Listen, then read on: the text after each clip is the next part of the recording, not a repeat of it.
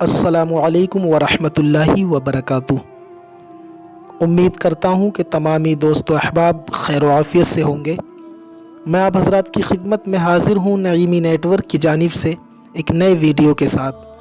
आज का हमारा उन्वान है ख़ारिश का इलाज, यानी जो लोग ख़ारिश जैसी बीमारी में मुलव्विस हैं, परेशान हैं, तरह तरह की दवाइयाँ यूज़ की, बहुत ज़्यादा पैसा ख़र्च कर चुके, लेकिन ख़ारिश से निजात हासिल नहीं होती, इस बीमारी से फ़ायदा हासिल नहीं होता, तो उन लोगों के लिए आज का हमारा वजीफ़ा बड़ा ही कामयाब और ताकतवर वजीफ़ा है।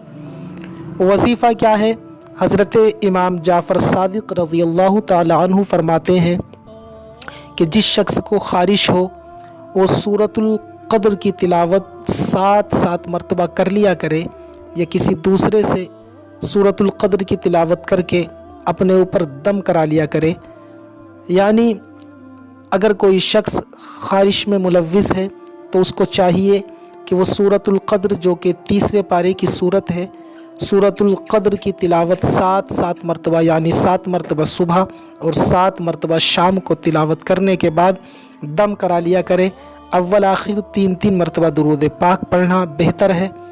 इंशाअल्लाह इस अमल को करने के बाद चंद ही दिनों में आपको फ़ायदा हासिल हो जाएगा।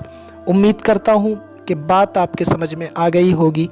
अगर कोई बात आपका कोई सवाल रहे तो कमेंट बॉक्स में आप अपना सवाल पूछ सकते हैं।